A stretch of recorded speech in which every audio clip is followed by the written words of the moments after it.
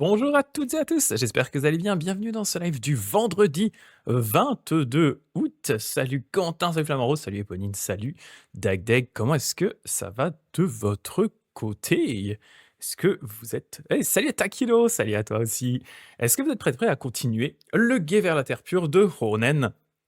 Traduit ici par le révérend Jérôme Ducor, c'est un texte qu'on appelle Senchakushu ou Senjakushu en fonction des traditions. Un texte vraiment crucial dans l'histoire du bouddhisme de la terre pure, notamment et principalement au Japon, Ronen étant aussi le maître de Shinran, Shinran étant le fondateur du Jodo Shinshu, l'école dans laquelle j'ai été moi-même ordonné. Donc on a pas mal avancé, vous voyez mon petit marque-page, on a pas mal avancé déjà dans ce livre, et donc on est actuellement en train de discuter du Sutra des Contemplations, nous sont des commentaires au Sutra des Contemplations. Et comme on l'a vu globalement depuis le début, Ronen, dans ce texte, se base énormément sur un moine chinois qui s'appelle Shandao, qui est vraiment peut-être la révélation qu'a eu Ronen. Ronen, et on raconte qu'il a lu plusieurs fois le canon bouddhiste en essayant de trouver une méthode qui pourrait convenir à tout le monde. Et à un moment, il a eu un déclic justement en lisant un commentaire du maître chinois Shandao. Et là, il s'est dit, c'est ça, c'est le Nembutsu, c'est la pratique en lien avec Amida, j'ai trouvé la solution. C'est son Eureka Moment, et son Eureka Moment, il l'a eu en lisant Shandao. Et donc, c'est assez naturellement que dans ce Senjakushu, eh bien, on a énormément de citations de Shandao, et c'est notamment encore ce qu'on va regarder aujourd'hui. Voilà. Et je voulais en profiter pour faire un petit aparté par rapport à ça, parce que j'en ai pas trop parlé, mais c'est vrai que j'insiste assez souvent sur les différences entre, en tout cas à Ronen, ce qu'on retrouve dans ce Senjakushu et l'interprétation qu'on retrouve chez Shinran, notamment l'interprétation assez tardive qu'on va retrouver dans ses lettres, dans son Kyogyo Shinsho, etc. On voit qu'il y a eu vraiment une sorte d'évolution, une sorte de glissement de Shinran vers quelque chose d'un peu différent de ce qu'on retrouve ici dans le Senjakushu. Et une des explications, notamment par rapport à ça, c'est le fait que, comme je le disais, Ronen est vraiment tributaire de Shandao. Il met vraiment un accent très poussé, on le voit quasiment, le Senjakushu, c'est quasiment que des citations de Shandao au final, énormément de citations de Shandao. Là où en fait Shinran, lui, il a eu un peu son déclic en lisant non pas Shandao, même s'il a un énorme respect pour Shandao, même s'il cite énormément Shandao dans ses textes, les chercheurs s'accordent à dire que vraiment celui qui a le plus marqué Shinran parmi les patriarches de la Terre pure, ce n'est pas Shandao, mais c'est un patriarche précédent qui s'appelle Tanluan. Et vraiment, Shinran a un peu redécouvert vraiment sa pratique à travers Tanluan, et notamment le fait que Tanluan insiste beaucoup à la fin de son commentaire au traité de Vasubandhu, il insiste énormément sur cette notion de pouvoir autre. Et le pouvoir autre, vraiment ce pouvoir autre radical, ça va devenir la clé de voûte de l'enseignement de Shinran. Et ça se retrouve d'ailleurs même complètement dans le nom de Shinran. Shinran, son nom, en fait, prend deux caractères. Un des caractères de Vasubandhu, qu'on appelle Tenjin, qui devient Shin, et un caractère de Tanluan, qui en japonais s'appelle Donran, et c'est le Ran de Shinran. Donc en fait, il a pris Vasubandhu et Tanluan, il a pris deux caractères de leur nom et les a mis ensemble pour faire son propre nom bouddhiste. Sachant que vraiment, le texte crucial de Tanluan pour Shinran, c'est un commentaire à Vasubandhu. Donc voilà, ça explique un peu aussi cette différence, c'est qu'ils ne vont pas se baser, on va dire, sur le même patriarche, même si, comme je dis, Shinran aussi cite Shandao, mais d'une certaine façon, pour Shinran, l'aura de Shandao va être un peu éclipsée par celle de Tanluan, et notamment vraiment cette histoire de pouvoir autre qu'on retrouve à la fin du commentaire au traité le commentaire de Tanluan au traité de Vasubandhu. Donc, voilà, un petit contexte historique pour expliquer aussi un peu pourquoi il y a toutes ces différences. Et là, je refais cet aparté-là parce que ce qu'on va discuter aujourd'hui, c'est pas forcément quelque chose qu'on va retrouver chez Shinran. Et à chaque fois, les gens vont se dire, mais du coup, son maître, il a écrit un texte, Shinran l'a copié, et au final, il y a plein de trucs qu'il applique pas dedans. En fait, ouais, parce qu'il a évolué entre-temps, en fait.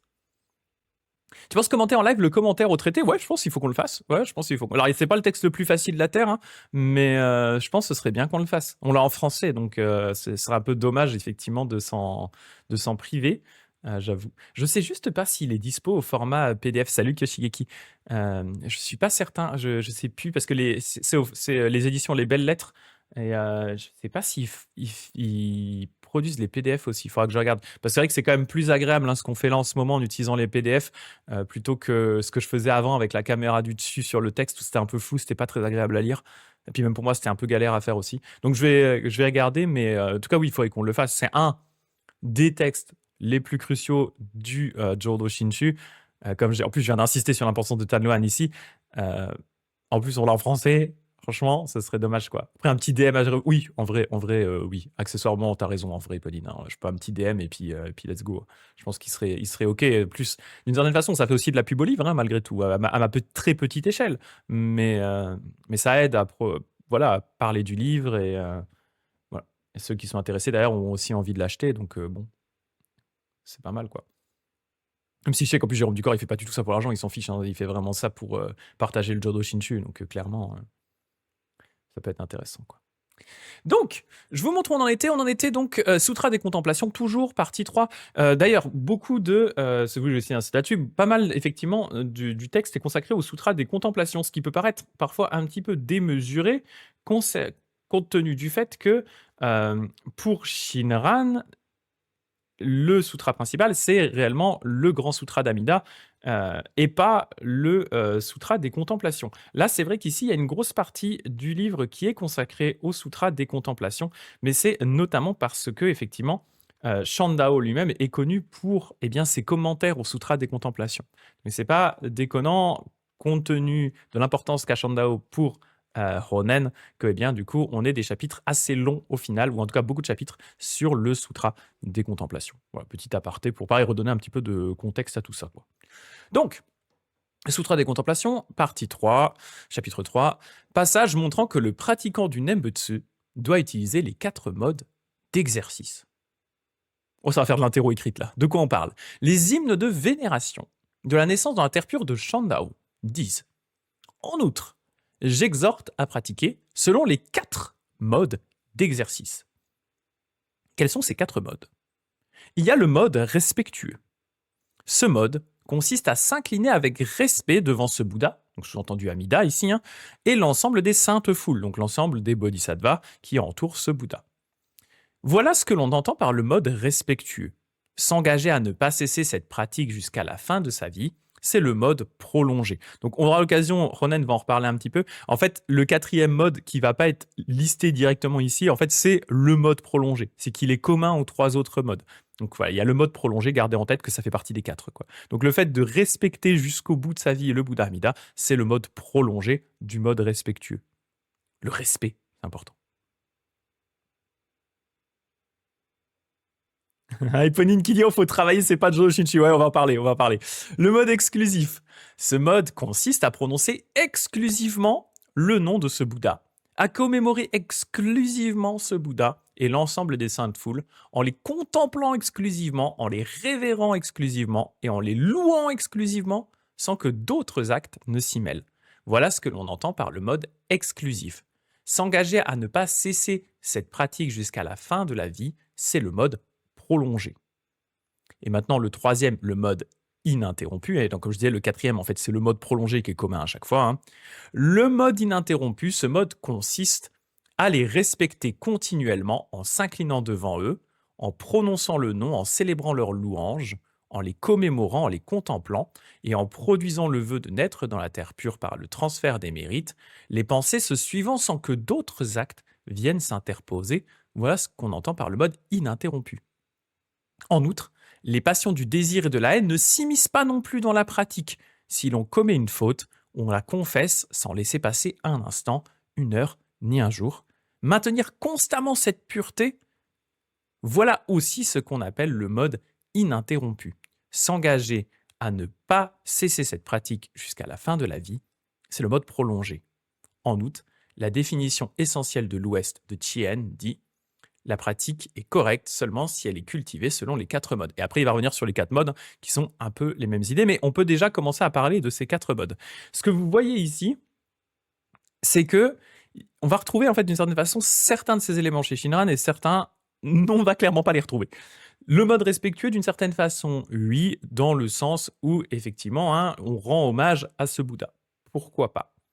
On va rediscuter un peu après parce qu'il y a une autre définition du mode respectueux où là, Shinran, ça va pas le préoccuper plus que ça. Mais bon, pourquoi pas? Pourquoi pas le mode respectueux, effectivement.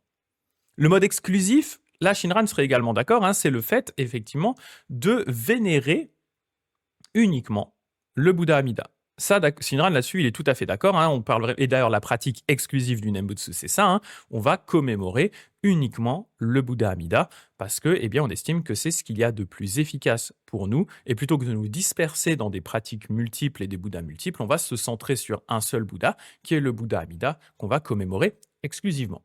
Là, jusque-là, 1 et 2, je pense que Shinran serait globalement d'accord. Là où ça devient compliqué, c'est cette histoire de mode ininterrompu. Parce que je remets ici ce que dit Shandao sur le mode ininterrompu, il explique. Donc ça consiste concrètement à les respecter continuellement en s'inclinant devant eux, prononçons le nom. C'est-à-dire en fait réaliser la pratique respectueuse et la pratique exclusive, mais de façon ininterrompue. C'est-à-dire que les pensées se suivent sans que d'autres actes viennent s'interposer. Et notamment, quand il y a les passions du désir et de la haine qui s'immiscent dans la pratique, on va confesser tout ça dans l'instant et on va essayer de maintenir cette pureté. Voilà ce que c'est que le mode ininterrompu. Et là, pour Shinran, là, ça va poser problème. Ça, c'est un problème pour Shinran. Parce que clairement, lui, il va se dire probablement, il va globalement se dire, je ne suis pas capable de réaliser ce mode ininterrompu. C'est-à-dire que, d'une part, le fait d'être capable de commémorer le Bouddha constamment sans avoir d'autres pensées qui viennent s'immiscer, c'est pas possible pour une personne normale. Ça, c'est clair. Et de deux, le fait derrière de devoir maintenir une forme de pureté et le fait d'avoir des soucis avec le fait que les passions mauvaises du désir et de la haine viennent s'immiscer entre la pratique du Nembutsu, Shinran va lui dire bah ouais, mais c'est ce qui arrive, c'est normal pour une personne, pour un gugus normal, c'est impossible. C'est impossible de réciter le Nembutsu comme ça en boucle sans que, de toute sa vie, sans que par un moment, voilà, on éprouve du désir, on éprouve de la colère, on éprouve plein de choses. Euh, c'est pour Shinran, c'est la caractéristique d'un gugus normal. Et c'est là où on voit toujours un peu cette petite divergence entre d'un côté Honen Shandao et de l'autre Shinran, c'est que eh bien Shinran garde toujours en tête cette idée de je suis un gugus normal. Je suis un gugus normal, donc on ne peut pas attendre de moi que je réalise des pratiques qui sont au-dessus de mes propres capacités. Et mes capacités de gugus normal font que je suis incapable de maintenir une commémoration continue, une commémoration ininterrompue ici, si on suit le terme exact qui est donné, une commémoration ininterrompue du Bouddha. Ce n'est pas possible. Donc, comment est-ce que Shinran pourrait résoudre ce type de problématique? Lui, ce qu'il va dire, c'est qu'en fait, en tant que gugus normal, je ne suis pas capable de commémorer constamment le Bouddha, ça c'est clair, de le commémorer de façon ininterrompue.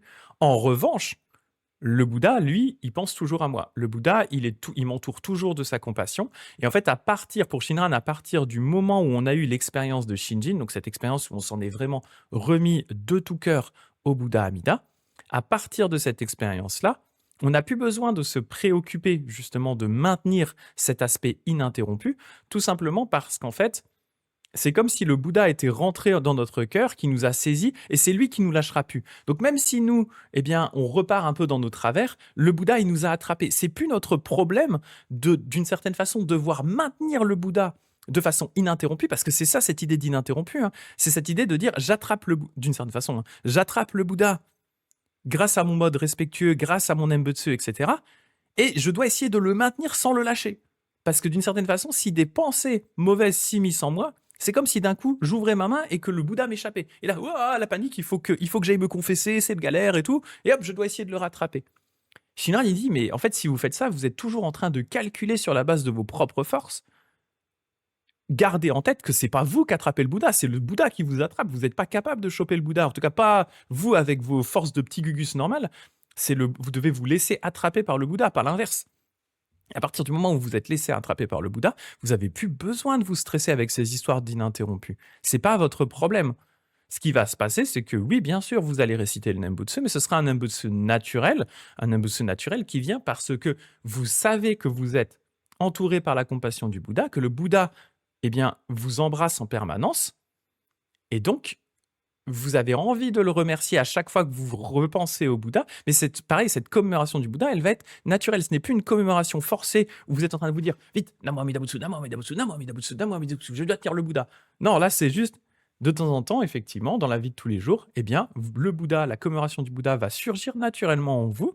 Vous allez repenser à sa compassion, vous allez repenser à sa sagesse, et à ce moment-là, vous allez le remercier par le Nembutsu, parce que vous savez que vous êtes saisi et qu'il ne pourra plus vous lâcher. C'est ce que Shinran appelle le cœur de diamant. C'est ce cœur qui n'est pas le cœur du pratiquant, mais qui est le cœur qui nous est donné par le Bouddha et qui est un cœur qui est indestructible.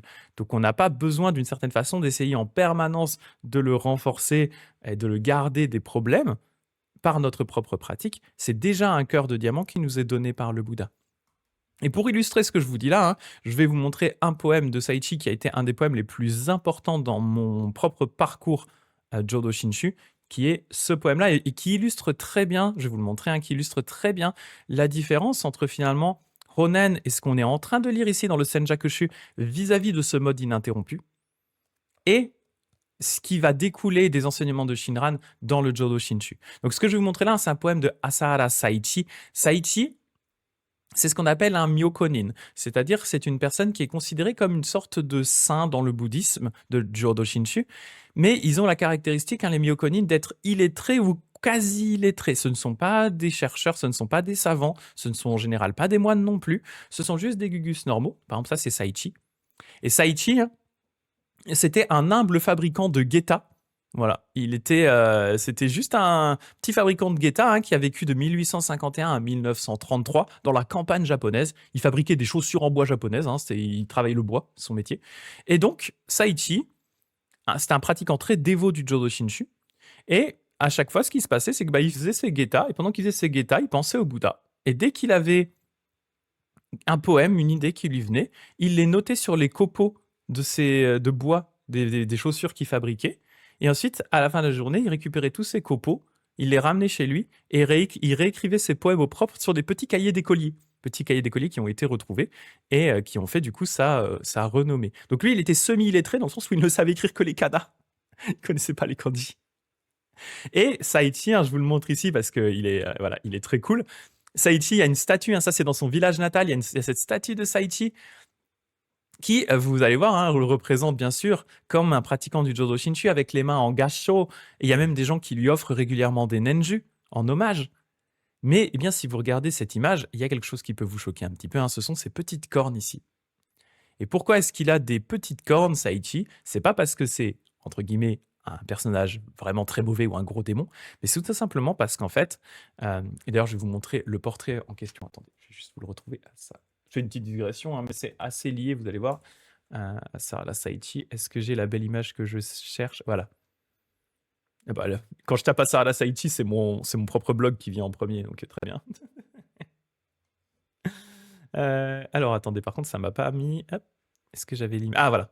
À la base, il y a cette image de Asahara Saichi, parce que comme il commençait à devenir un petit peu connu, il y a quelqu'un qui a demandé à faire le portrait de Saichi. Et donc il a fait le portrait de Saichi. Et quand Saichi a vu le portrait, il a regardé le portrait, il a fait mais t'as oublié de mettre mes petites cornes sur la tête, t'as fait quoi? Pourquoi t'as pas mis mes petites cornes sur la tête? Et donc on lui a rajouté ces petites cornes. Pourquoi ces petites cornes sur la tête? Eh bien tout simplement parce que Saichi, il vit comme un véritable pratiquant du Jodo Shinshu. Il a conscience qu'il est embrassé par la compassion du Bouddha Amida, mais il ne veut pas être perçu comme un sage, comme un saint, comme une personne qui serait exempte de tout défaut. Saichi se considère comme une personne normale. Et donc pour éviter qu'on fasse cette confusion et qu'on le prenne pour vraiment un espèce de personnage un peu hors du commun, libre de tout défaut, qui a réussi à se couper entièrement de toutes les passions mauvaises, pour pas qu'on fasse cette erreur-là, il a demandé à ce qu'on lui rajoute ces petites cornes sur la tête pour bien marquer c'est son caractère, entre guillemets, mauvais de Gugus normal. Ce qui rejoint d'ailleurs tout à fait ce qu'on avait discuté il y a quelques sessions par rapport au cœur profond que discute Shandao, où le cœur profond contient deux aspects. C'est un aspect qui peut paraître assez pessimiste, qui est de dire je suis un Gugus normal qui tourne dans le cycle des naissances et des morts depuis un temps infini. Donc ça, c'est les petites cornes de Saichi. Et pourtant, le deuxième aspect, c'est l'aspect très positif. Je suis entouré par la compassion du Bouddha qui va me sortir de ce cycle des naissances et des morts. Et donc là, c'est l'aspect gassho, donc les mains jointes en hommage au Bouddha Amida. Donc on retrouve ces deux aspects du cœur profond sur cette statue ici de Asahara Saichi.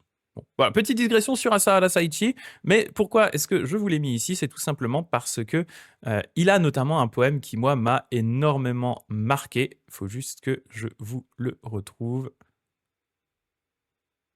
Il est où? Voilà. Il y en a deux ici en réalité, même ces deux sont assez liés, je vous les montre.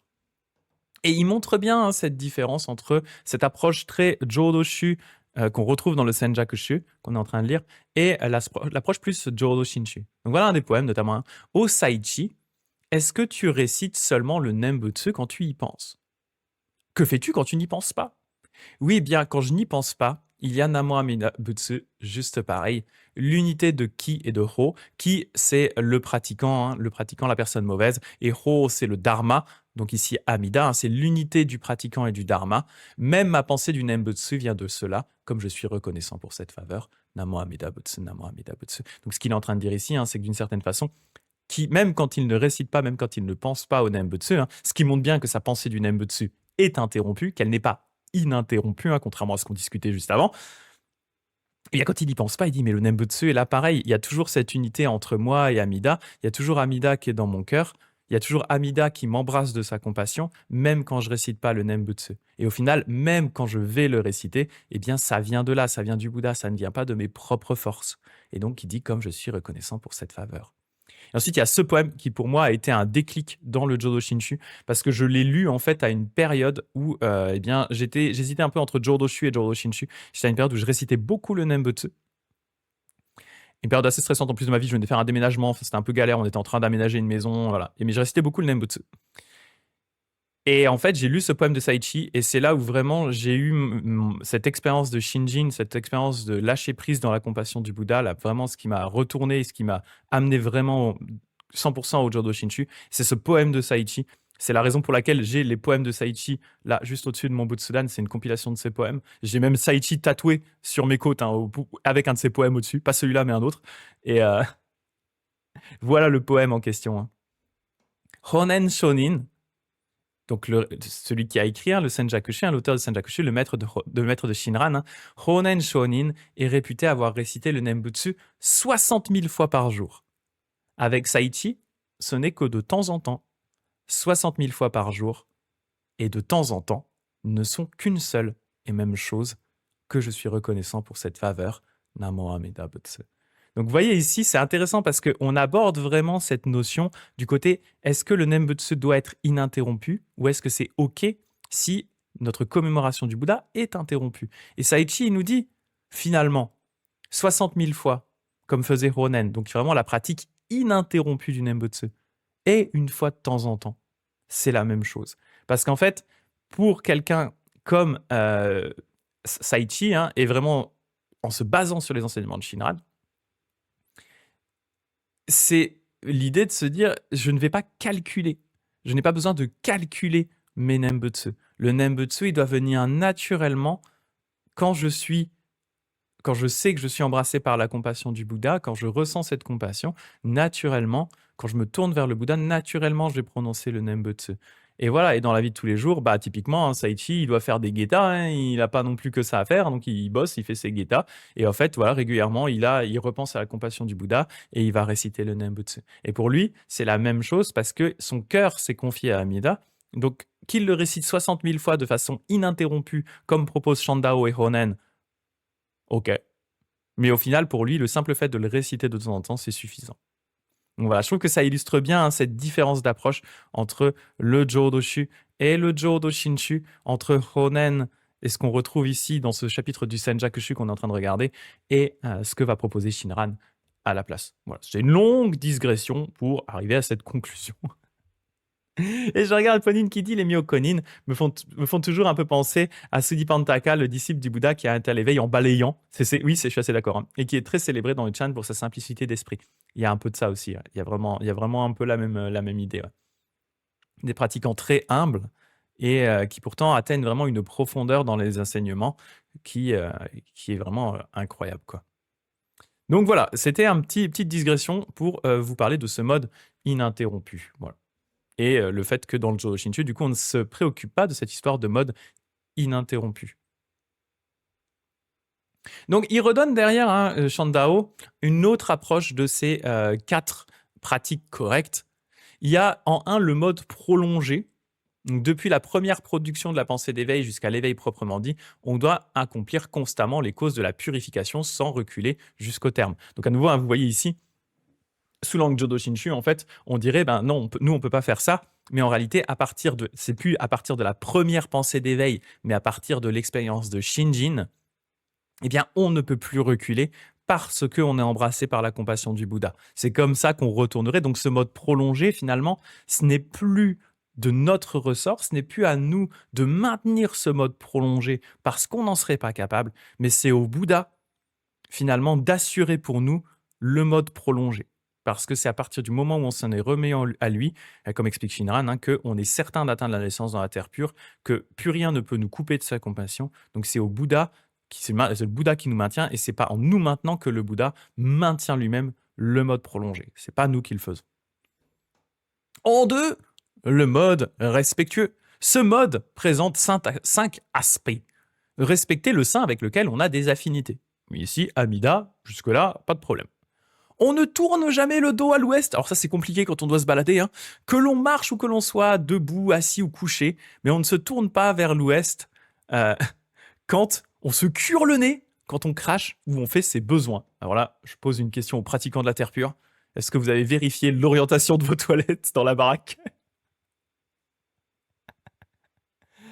Voilà, donc ça, typiquement, pareil, hein, cette idée de ne pas tourner le dos, ne pas se curer le nez, bon, alors éviter de se curer le nez, jamais vers l'ouest, etc. Ça, pareil, c'est des trucs que je sais même pas où est l'ouest, que dit Quentin. Ah, moi non plus, hein, je sais pas du tout l'orientation de mes chiottes, hein. Je crois qu'elles sont c'est possiblement au nord, mes chiottes, mais je suis pas, j'en mettrai pas ma main à couper non plus. Après, voilà, voilà, même Éponine. Alors là, voilà, bah, je suis content parce que là, même Éponine, elle me dit, c'est abusé. On est d'accord. En réalité, hein, pour Shinran, même pour Ronen d'une certaine façon, hein, pour Shinran notamment, on va avoir cette idée que en réalité, on n'a pas besoin de maintenir la pureté. C'est-à-dire que techniquement, on pourrait réciter le Nembutsu et on peut réciter le Nembutsu même en étant aux toilettes. Et peu importe l'orientation des chiottes, hein, on va pas s'embrouiller avec ça, quoi. Mais c'est là où on voit, mes toilettes sont tournées vers l'ouest, vers l'est. Ouf, la chance. Moi, je suis. Mais vous voyez à nouveau ici, hein, le mode très, une certaine façon très contrôlée, très calculée de la pratique, hein, où elle doit faire d'une certaine façon, où là on est à nouveau assez opposé à ce que propose Shinran, où Shinran vous dit, bah non, au final, c'est pas à vous de vous assurer de tout ça, vous prenez pas la tête avec ces détails-là, vous pouvez réciter le Nembutsu dans n'importe quelle situation, dans n'importe quel type de cas, c'est pas la peine de se préoccuper de ce niveau de pureté, parce que de toute façon, vous êtes des gus normaux, donc vous êtes entre guillemets impurs, donc c'est pas, ça va pas changer grand-chose que vos chiottes soient orientées à l'ouest ou pas, hein. On va pas s'embêter avec ça, hein. Et Poniki, je sais juste où est l'ouest dans mon appart. Quentin qui croyait qu'elle était allée dans ses toilettes avec une boussole pour vérifier. Je me suis posé la question en vrai aussi, moi, mais. Donc voilà, bon, voilà, c'est un petit peu excessif, hein, on va pas se mentir, hein. Respecter les images et les écritures avec lesquelles on a des affinités. On réalise une représentation d'Amida et de sa terre pure de l'Ouest. Si l'on peut faire en grand, l'image du Bouddha et de 2 bodhisattvas, Avalokiteshvara, Tamaprapta, suffit.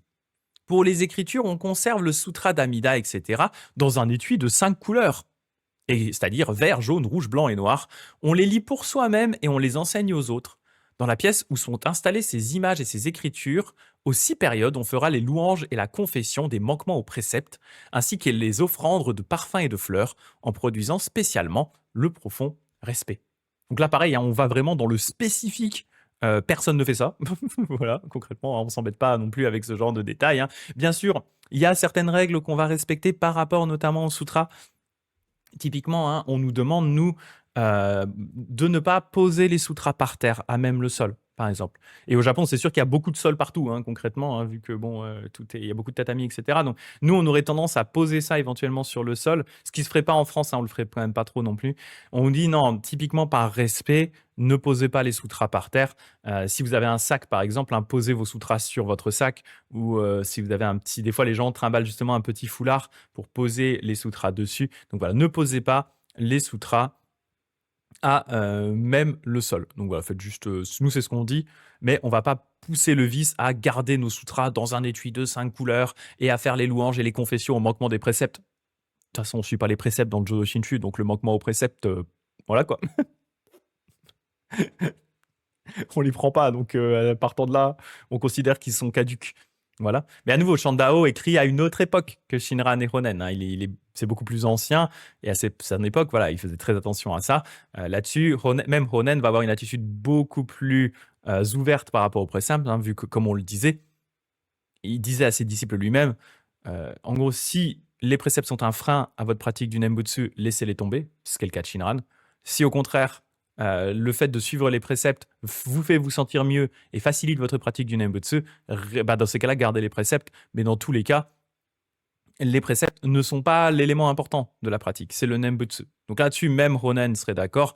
Donc voilà, cette histoire de confession de manquement aux préceptes, c'est un petit peu excessif, quoi. C'est ça. Et Bonine qui dit: ma double pratique Chan terre pure est pratique pour relativiser parce que le Chan va te dire qu'on s'en fout des directions tant que le cœur est dans la bonne direction. Oui, on est entièrement d'accord. Là-dessus, moi aussi, je suis assez d'accord avec toi. Tant que le cœur est tourné vers le Bouddha, c'est la seule chose qui est importante au final, quoi. Peu importe dans quelle direction on est. De toute façon, on est sur une terre qui tourne, hein, donc techniquement, l'ouest par rapport à l'univers, sur une terre qui tourne, c'est un peu compliqué, quoi. Sauf si vous avez des toilettes rotatives qui tournent à la même vitesse que la Terre, ça va être compliqué. En 3, respecter les amis de bien avec lesquels on a des affinités.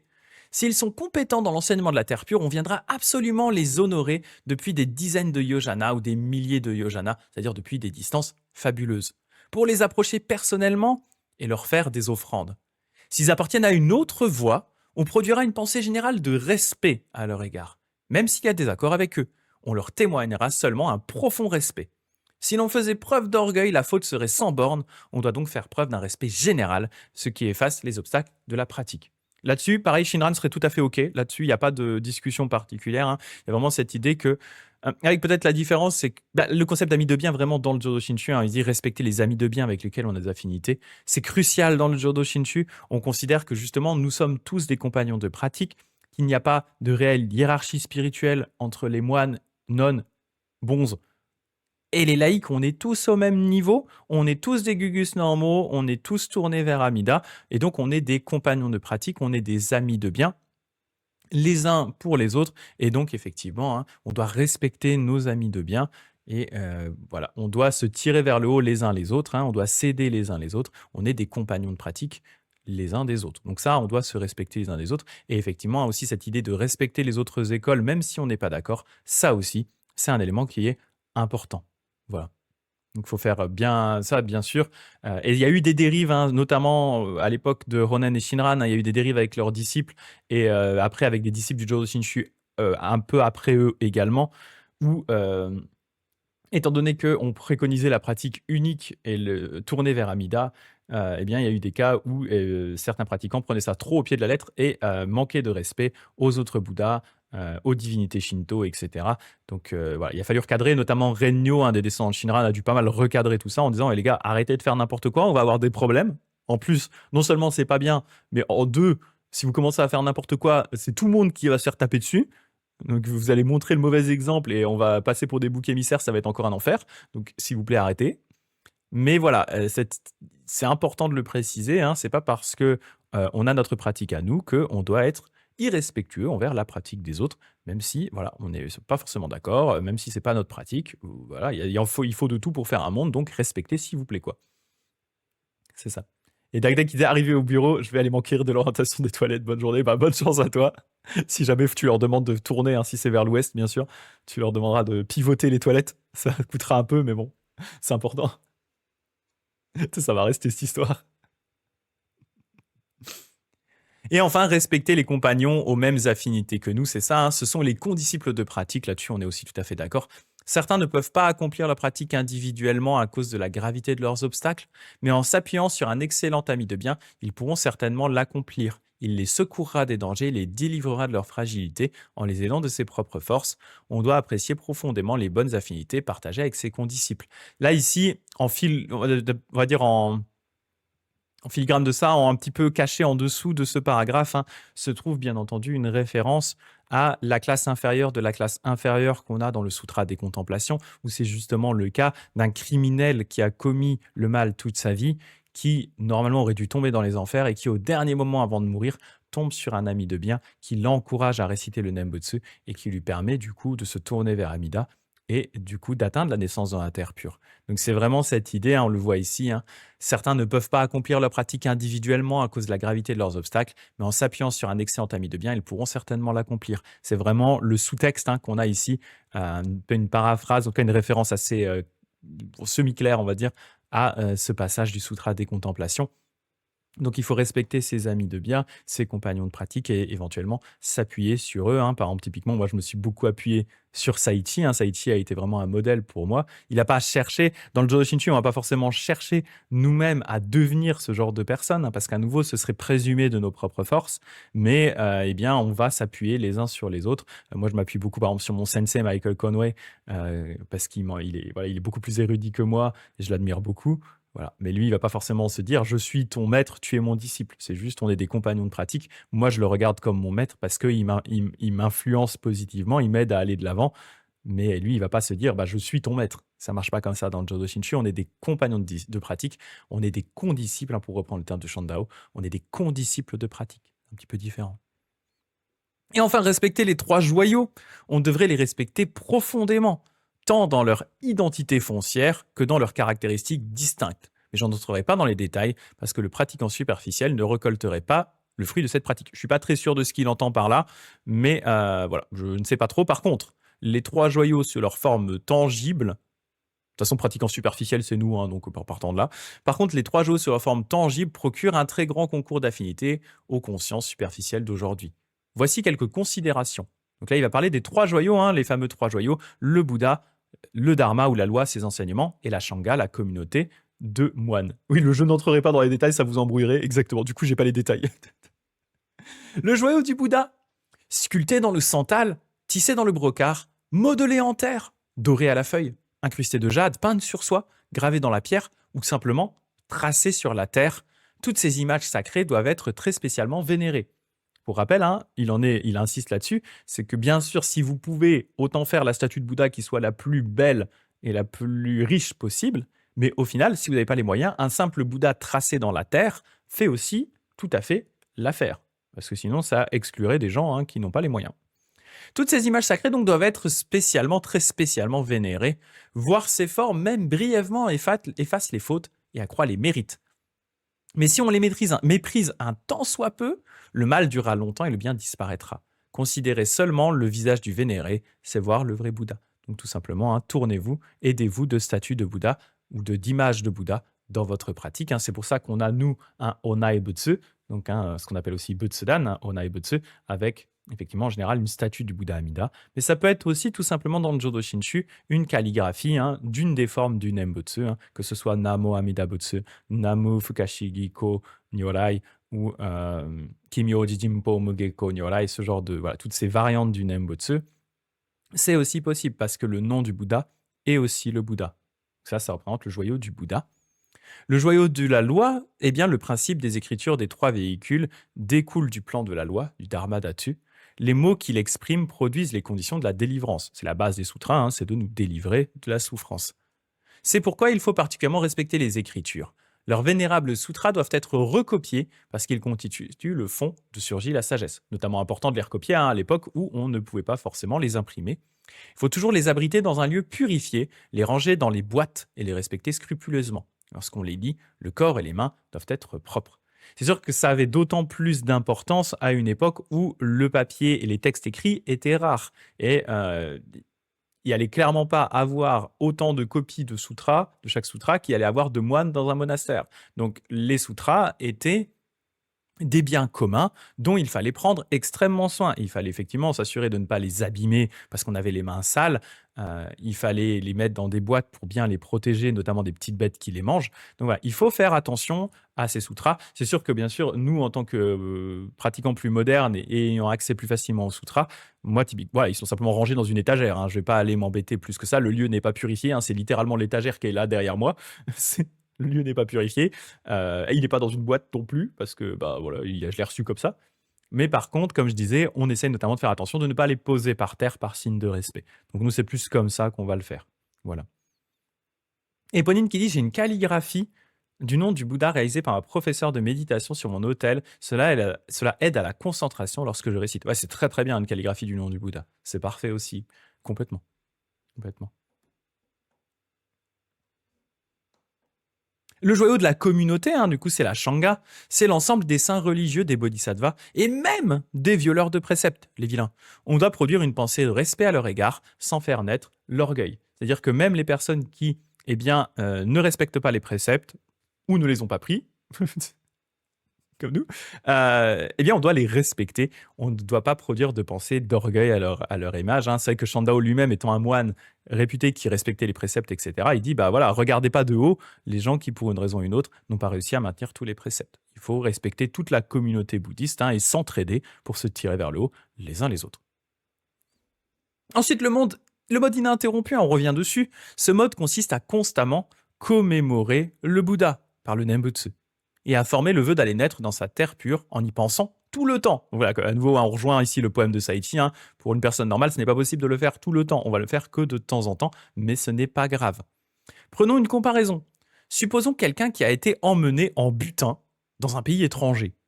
Donc, il a été réduit en esclavage, hein, pour parler clairement, dans un pays étranger. Sa vie y est humiliante et il subit toutes sortes de misères. Soudain, il pense à son père et à sa mère et il veut rentrer en son pays. Mais il n'en a pas encore les moyens et il doit rester à l'étranger. Il y pense jour et nuit et sa peine est insupportable. Il ne peut plus s'empêcher de penser à ses parents même pour un instant, mais son plan finit par se réaliser et il réussit à rentrer chez lui, réuni à son père et à sa mère. Il donne libre cours à sa joie.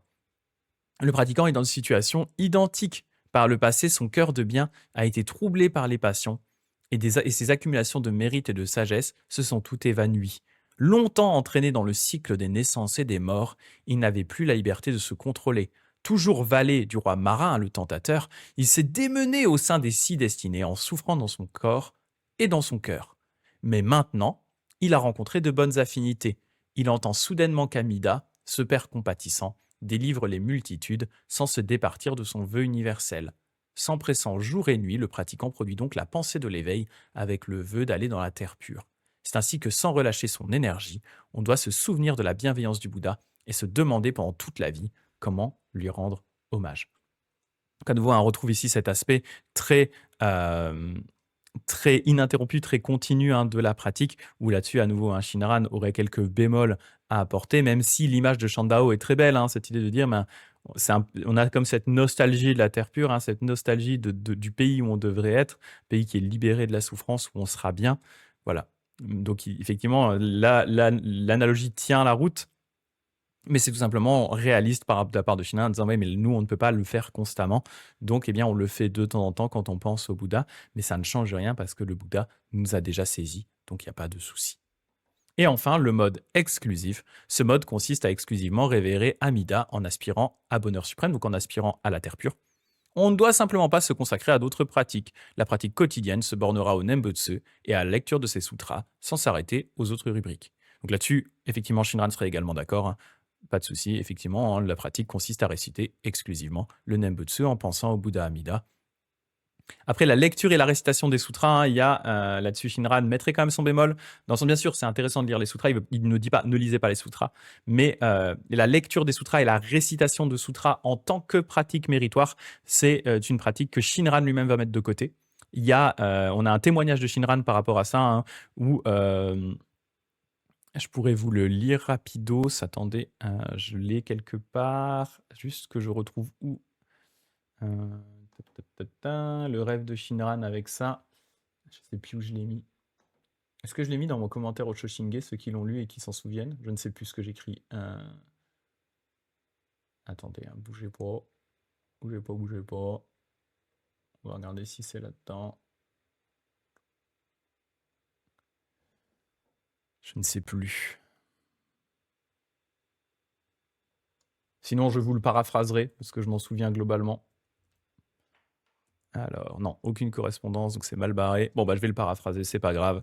En gros, On a une lettre de la femme de Shinran qui raconte une fois où Shinran était très très malade et où, étant très malade, il a commencé à vouloir réciter plusieurs fois les trois sutras. Il s'est dit ouais, je suis pas bien, je vais probablement claquer, donc autant réciter du sutra, allons-y. Et en fait, à un moment, il a fini par se rendre compte que en faisant ça, il était d'une certaine façon retombé dans le pouvoir personnel, retombé sur cette croyance en ses propres forces et il s'est dit mais attends, pourquoi je suis en train de réciter les sutras là? J'ai le Nembutsu est suffisant. Donc je dois laisser tomber cette pratique et juste me concentrer, repenser au Bouddha Amida et réciter le Nembutsu. J'ai pas besoin de me forcer à réciter ces sutras. Je dois tout simplement m'en remettre au Bouddha et réciter le Nembutsu. Voilà, je vais paraphraser. Mais voilà. À l'occasion, je vous redonnerai le texte exact de la lettre. Je crois que je l'avais traduit quelque part, mais j'ai aucune idée d'où est-ce que je l'ai mis et c'était dans quel cadre. Donc voilà. Mais en tout cas, voilà, la récitation des sutras pour Shinran, ce n'est pas une nécessité. Lire les sutras, bien sûr, c'est important, mais les réciter n'est pas une nécessité, surtout dans cette idée de récitation méritoire des sutras, quoi. C'est ça. Ouais, c'est ça, Eponine qui parlait par rapport au livre et qui disait encore une fois, le Chan fait relativiser, on doit montrer du respect au sutra et les traiter avec soin et révérence, mais cela reste des livres et il ne faut pas s'y attacher avec excès. On est d'accord. Voilà, et donc se termine ce chapitre par un petit commentaire personnel de Ronan qui n'apporte pas énormément de choses en plus, voilà, globalement. Vous lirez ces passages sur les 4 modes d'exercice sans que je les explique par crainte de prolixité. Je pense que c'est suffisamment clair en effet, hein. Néanmoins, la première citation mentionne 4 modes d'exercice alors qu'elle n'en explique que 3 sans le mode prolongé. Serait-ce un défaut du texte ou bien cela signifie-t-il quelque chose? Ce n'est évidemment pas un défaut du texte et la signification en est profonde. Comment le savons-nous? Les 4 modes d'exercice sont 1 le mode prolongé, 2 le mode respectueux, 3 le mode exclusif, 4 le mode ininterrompu. C'est simplement que le premier, le mode prolongé, s'applique aux 3 suivants, car si l'on régressait dans le respect, la pratique ne pourrait s'accomplir de manière respectueuse. Si l'on régressait dans l'exclusivité, la pratique ne pourrait s'accomplir de manière exclusive. Et si l'on régressait dans l'ininterrompu, la pratique ne pourrait s'accomplir de manière ininterrompue. Ainsi, pour que la pratique puisse s'accomplir selon ces 3 modes, ceux-ci doivent tous se confondre avec le mode prolongé. C'est pourquoi les définitions des 3 modes dans cette citation finissent toutes par cette phrase « S'engager à ne pas cesser cette pratique jusqu'à la fin de la vie, c'est le mode prolongé ». Il va comme de la pratique des 6 perfections, les paramitas, parmi lesquelles la perfection de l'énergie s'applique aux 5 autres, c'est-à-dire don, moralité, patience, méditation et sagesse. Voilà pour ce chapitre. Voilà. Le prochain est très très court, je pense qu'on en fera peut-être 2. Voilà. Qu'est-ce que vous en avez pensé? J'ai dû bien nuancer là, parce que pour le coup, c'est un peu extrême. C'est un peu extrême. Et on voit vraiment hein, le côté très monastique, très, voilà, très pouvoir personnel qu'on ressent encore chez Shandao et qui va complètement disparaître chez Shinran. Et chez Ronen, on a un peu cette ambiguïté. C'est toujours ça qui est compliqué avec Ronen, et c'est pour ça qu'il y a eu quand même, mine de rien, des grosses disparités de compréhension au sein de ces différents disciples principaux, parce que Ronen maintient quand même une forme d'ambiguïté. Alors, ambiguïté qui peut être aussi finalement une forme de moyen adapté, hein, en disant bah, effectivement, il y a plusieurs façons d'aborder tout ça en fonction des besoins, hein. Là, au même titre que ce que je vous disais tout à l'heure par rapport aux préceptes. Kohanen disait voilà, si vous devez les suivre parce que ça vous aide pour le Nembutsu, suivez-les. Si vous devez les laisser tomber parce que ça vous bloque par rapport au Nembutsu, laissez-les tomber.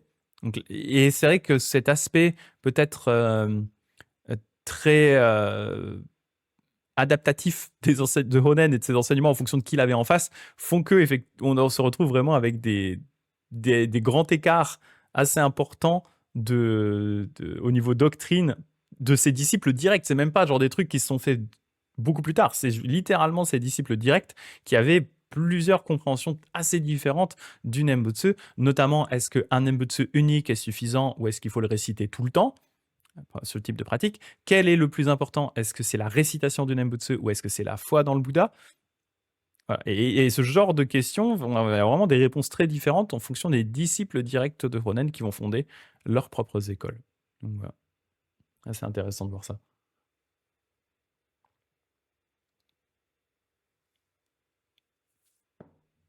Voilà. Est-ce que vous aviez des questions, des remarques par rapport à ça? J'en profite pour rappeler hein, que du coup, la semaine prochaine sera la dernière semaine de stream avant un petit temps puisqu'après, dimanche de la semaine prochaine, je pars au Japon pour la suite de ma formation de moine, hein. Je suis officiellement moine, mais je suis moine niveau 1. Je vais aller me former pour eh bien, devenir ce qu'on appelle Kyoshi. Je dois faire 2 semaines dans un temple au Japon, en parallèle d'une formation continue que je suis depuis assez longtemps. Là, je dois faire 2 semaines de retraite sans sortir du temple. Je vais faire 1 semaine là en septembre et a priori, on est en train de fixer la date, mais la deuxième serait en mi-février, donc dans pas longtemps non plus.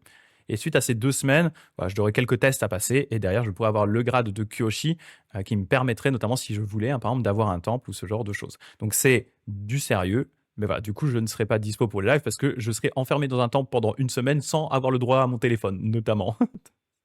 Ça va être voilà, 1 semaine où on ne fait que étudier, pratiquer, discuter, mais full bouddhiste, hein. Il n'y a pas de, voilà, aucune distraction qui pourrait venir nous couper.